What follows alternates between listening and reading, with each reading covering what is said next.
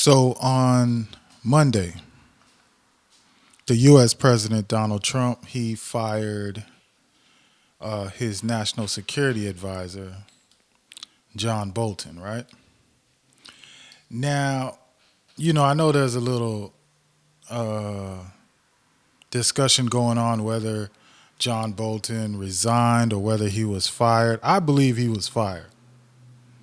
Because if you know who John Bolton is, you'll realize he's somebody who uh, should have never been in an office. Should have never been so close to power. Like he's a Looney Tune. He's been so for a long time. He served as ambassador to the United Nations under George Bush. And firstly, you got to understand uh, the United States doesn't really care about the United Nations. It's not a big deal as it is in, like, if you're Haitian and you're listening, you think the UN, United Nations, is like God on this planet. In the United States, we don't even hear, like, I don't even know if you could watch television, U.S. news, and hear about the United Nations at all. Like it's just some random thing that goes on in other places, but not here.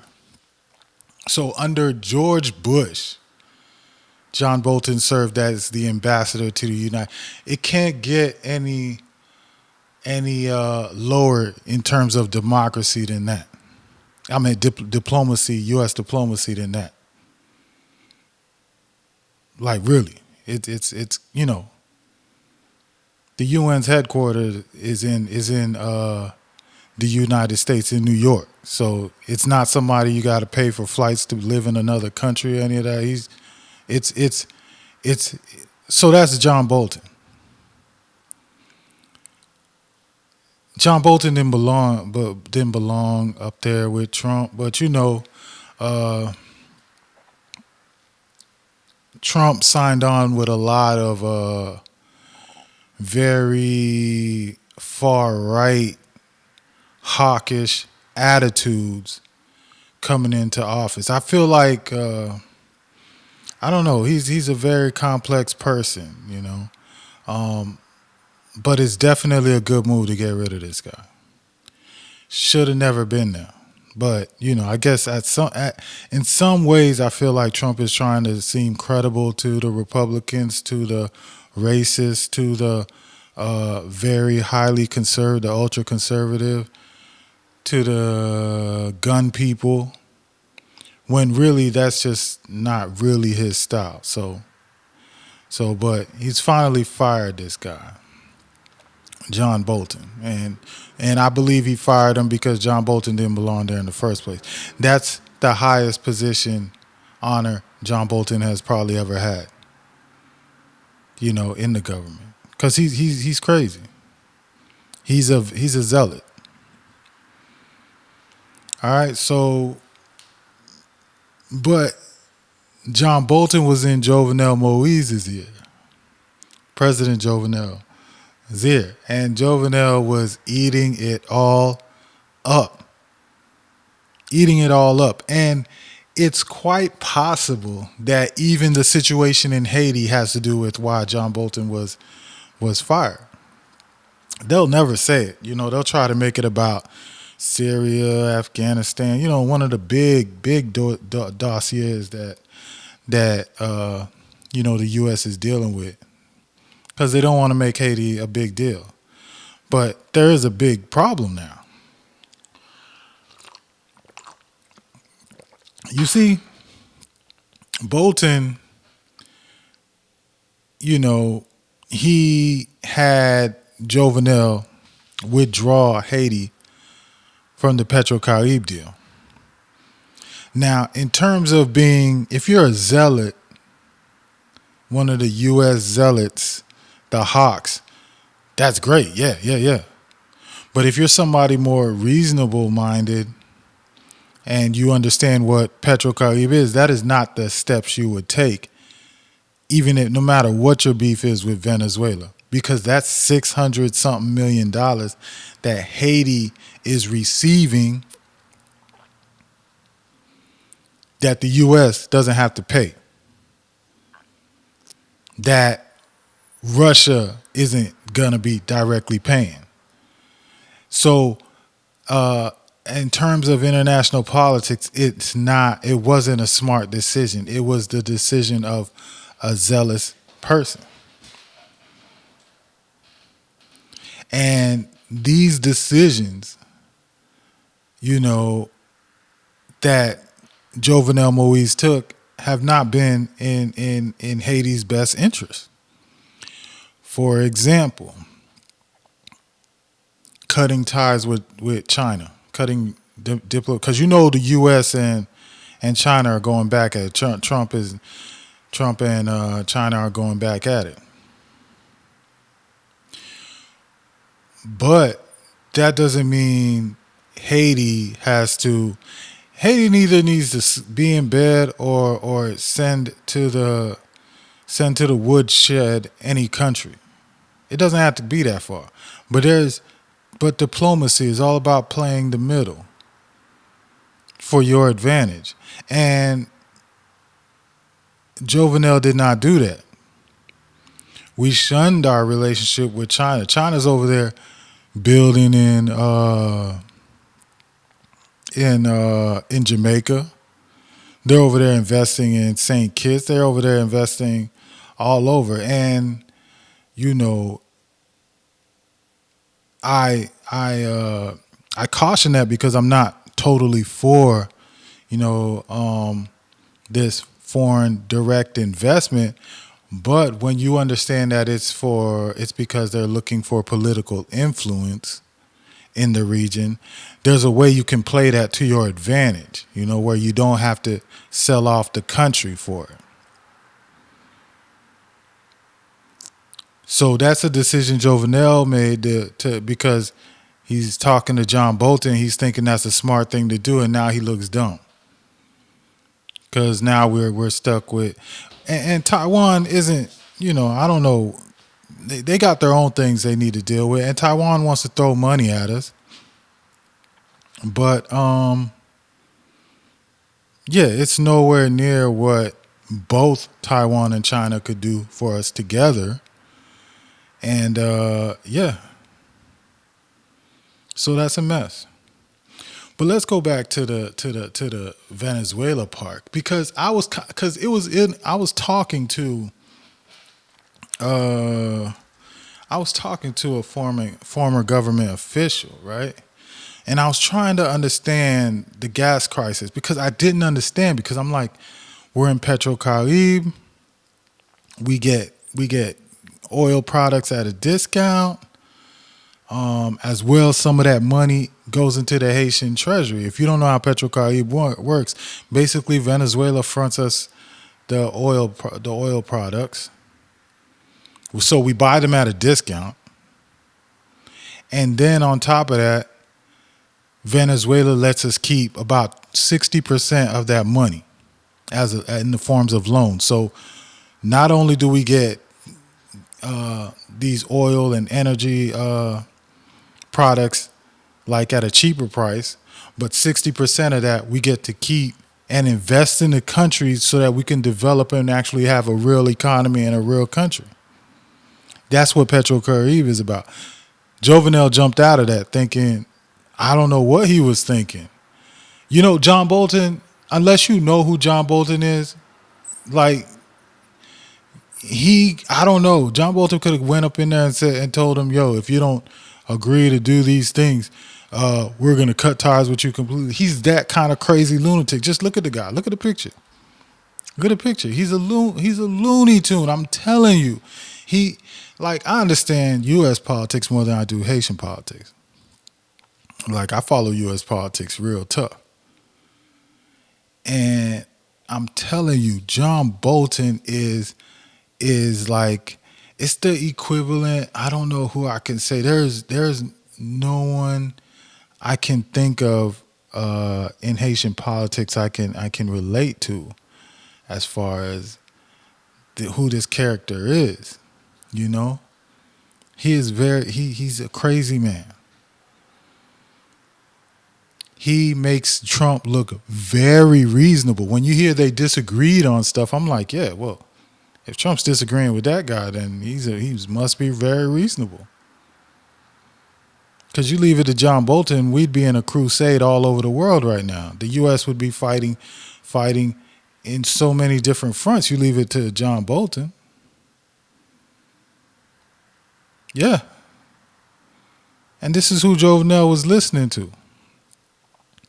So we sold out Venezuela, voting against them twice in the Organization of American States, and all that stuff they got going on with that guy Guido trying to say he won an election when he didn't. So now we're out of Petrocaribe,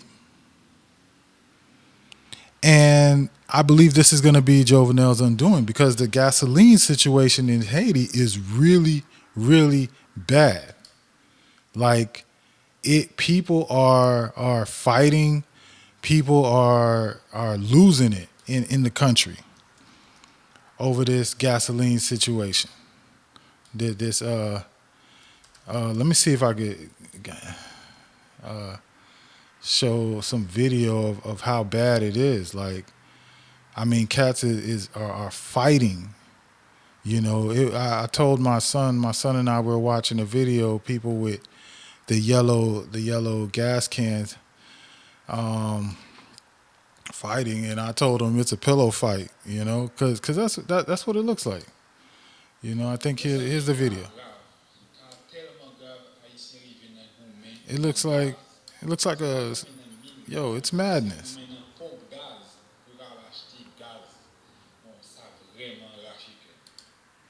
This is what's going on. This ain't gonna get better for Jovenel. Let me tell you how complicated the situation is, right? The gasoline. Like, you're gonna hear reports. When you listening to me, man, I'm gonna give it to you the truth. Because unfortunately, if you go to a lot of other places, you're just not gonna get the real tea. They're gonna give you what Washington. I'm not going to say any names. They're going to tell you what Washington wants you to know. They're going to tell you what the Haitian government wants you to know. I'm not going to say any names. But that's what they're going to tell you.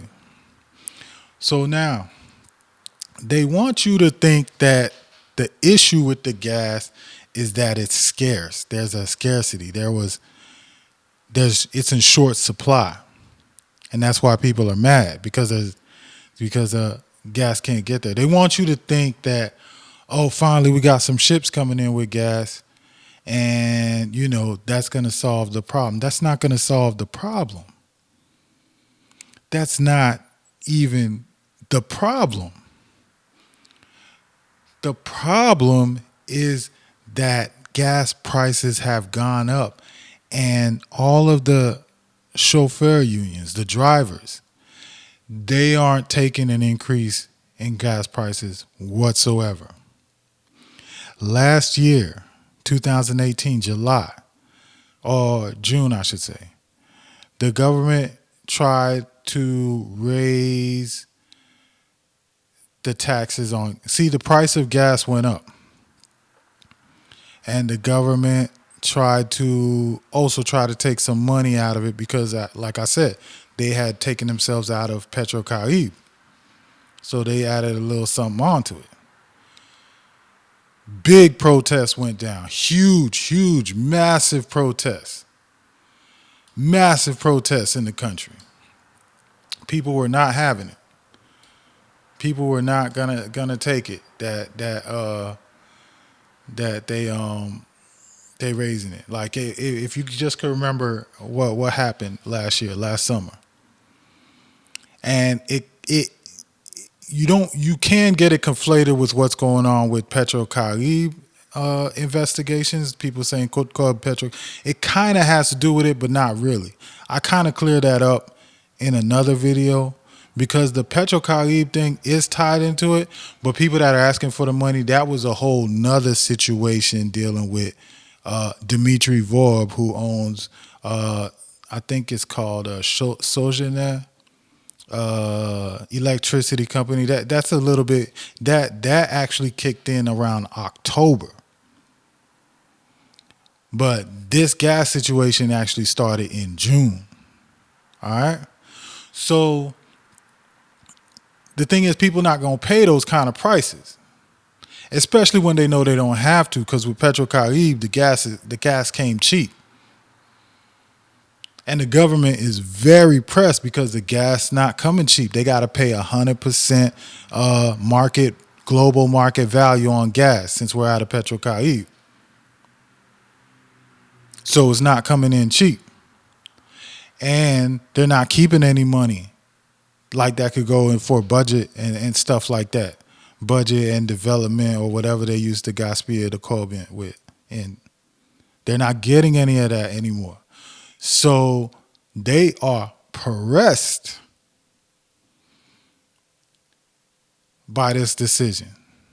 So they said they're going to subsidize the distributors, like these gas pump stations, the people that distribute gasoline across the country. They're going to subsidize it. The government said they were going to do it, but they haven't really. And the distributors have been fronting the bill because the government can't pay them. The government cannot pay the subsidies that they ask these distributors to agree to. The last payment the distributors got was last month, and it was only equivalent to what they would pay in a month of taxes. Nothing like this past year of subsidizing gas. Nothing. So the distributors cannot purchase enough gas. That's where the shortage comes from. The distributors don't have the money. Their businesses are about to go under. They don't have the money to purchase enough gas because they've subsidized. So because they've been the one footing the bill until the government's able to pay them. And the government's not going to get there. The government's not going to get there. I don't know. I feel like Jovenel was hoping that some way that the U.S. would come to save him. I mean, I don't know what he was hoping, but it's not going to happen. They're doing some yard work. I guess they're doing my street today. It's part of the community. It's so loud, but I'm going to try to continue and finish this video. It's really awful, man. Worst timing. So yeah, the situation is very, very bad for Jovenel, and it's not going to get any better because right now they have another situation going on where they're not going to have a government. What Jovenel should have done a while ago was probably resign. And that would have been probably the quickest solution. But another solution he could have done is try to bring people together, have a government of consensus. You know, like what he tried with Jean-Louis Seyon as prime minister.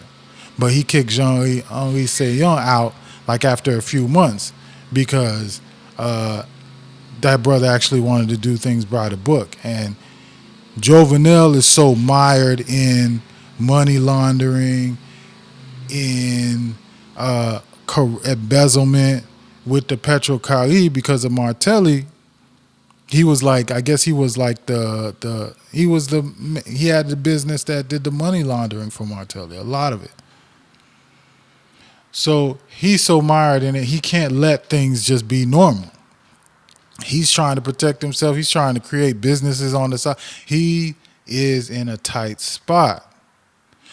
But he decides to put a guy, instead of, working with the opposition to get a government, he goes and gets this guy, Fritz William Michel. This website works so beautiful. Designed it myself. Built it from scratch. But let me continue. So he goes gets Fritz William Michel. And, Fritz William Michel, he's young, he's out of shape, he's not smart. If you watched his presentation in front of the Chamber of Deputies, it was terrible. It was the first time in the recent history of Haiti that, probably in the history of Haiti, that a prime minister gave the brief version of his general policy, where usually they'll go up there and they'll read it, and it'll be it'll be about maybe 30 to 45 minutes worth of reading. Perhaps he can't read. I don't know what the issue is, but Fritz William Michel didn't do it. And he doesn't seem that smart. Like, I remember I'm watching and I was thinking, this is a word salad. This guy doesn't, something's off. Something's terribly off. And yeah, so without this government, they can't get the budgetary support that they want from the World Bank. Now, see, there's something else you guys got to know. Every year, the Haitian government has the opportunity to get budgetary support from the IMF, International Monetary Fund, the World Bank, Inter-American Development Bank, a bunch of these types of international banks, right? And what it is, they'll give for example, maybe they'll give $60 million to the Haitian government, right? But in return, the government gives something preferential to them. Maybe it's usually has to do with trade. They're trying to get into mining now.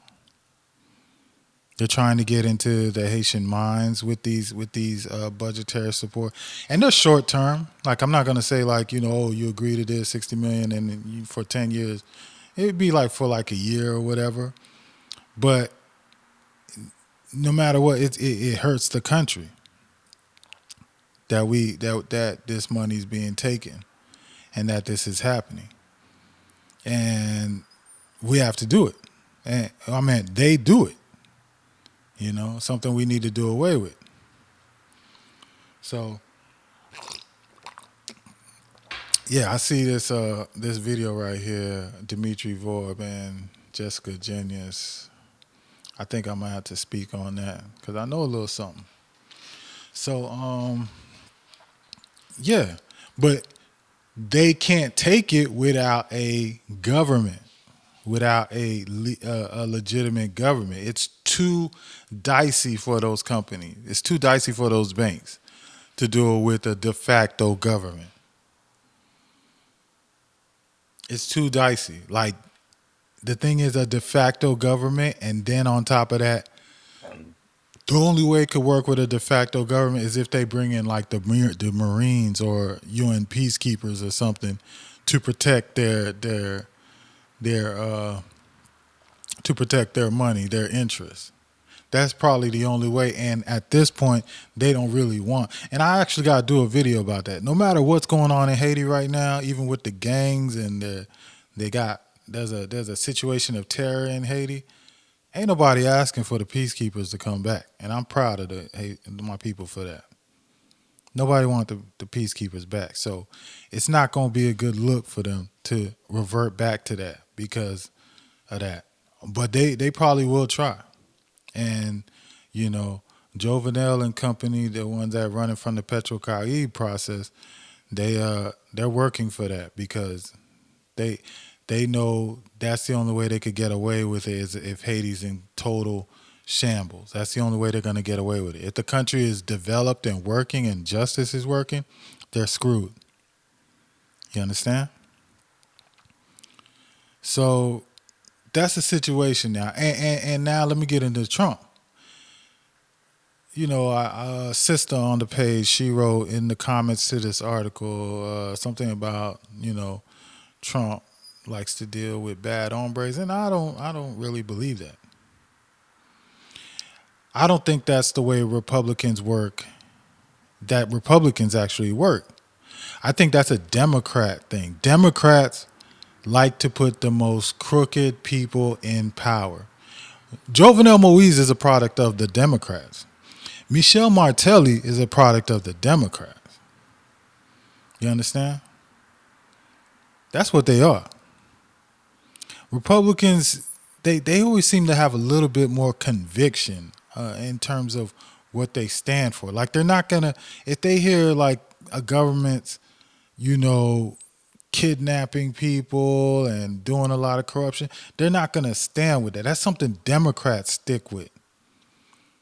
Democrats do that. Hillary Clinton and unfortunately Obama and Bill Clinton. That's their types. That's their game. So the situation, I don't expect Trump to get in warm with Jovenel or offer him a helping hand at all. I don't. And I think if he really understands what's going on, he's going to let him deal with his own situation, which I prefer. There's not gonna be help. That his only help is that a Democrat will come into office and save his crooked butt. That's his only help. And the way I see these elections are going in here in the U.S., I don't know if a Democrat's gonna get elected. You know, Bernie is the best is the Bernie and Tulsi Gabbard, and Tulsi Gabbard is probably the only one that could actually win. Bernie, I think, could win too, but I don't think they're going to let him get through. So I feel we're going to look at a Trump second term, and I don't even think Trump wants the second term. The way he's been acting, I'll be like, I'm like, nah, he ain't trying to get it reelected. He don't care. He wants to go back and play golf. He wants to go back to the Miss Universe. He don't want to deal with this. The things he's saying, the things he's doing. But Democrats aren't helping themselves. Pushing Joe Biden, Elizabeth Warren with Hillary Clinton. Hillary Clinton lost to him. Come on. Get out of here, yo. So, yeah. So, and John Bolton probably would have given Jovenel a chance. Only wasn't. I think Trump was realizing this guy is crazy and Looney Tune, and I don't know. But maybe Jovenel would have got a chance. But I mean, now he definitely don't got nothing going on. It's not going to be happening for him.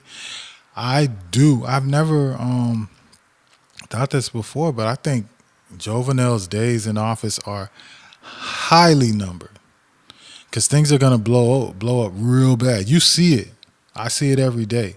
Things are getting bad in a way they can't get that that there's really, it can get worse. It can get so much worse, and there's not going to be anything to stop the people when they come in. Yeah, so that's what it is, man. When you're crooked, like John Bolton probably blackmailed. He probably blackmailed Jovenel. That's the thing. That's what they do. When you have something, bad on you, like some corruption, some crime, some money laundering, they're going to blackmail you. So it's probably not even Jovenel just trying to be friends. He probably was blackmailed into leaving Petro-Caribe and believed it. And I wonder, is he going to be able to go back? I think I think Maduro would definitely welcome Haiti back, but not with this guy. Not with this guy who voted against them twice in the OAS. I don't think so. I think he'd wait till the next administration. So, and I think that is going to push the U.S. to make a smarter decision and maybe let the elections go like they need to go, so that Venezuela could help out, because the U.S. has a lot of interest in Haiti. And whether they like it or not, Petro-Caribe is helping them in Haiti, because that's money they don't have to put in for it. They're not putting in $600 million a year into the country. That's not going to happen. So, and I mean cash money into Haiti's coffers. No, U.S. ain't doing that. So yeah, it's a your boy got himself into a mess, man, and yeah, it's terrible. I mean, I could do a lot more talking about this, but I think I said everything I want. I do have to do something about Trump a little bit more. Yeah, maybe I'll do that over the weekend. But for now, I'm going out. Yeah, just wanted to talk to you guys. Everybody take care and love you all. Goodbye.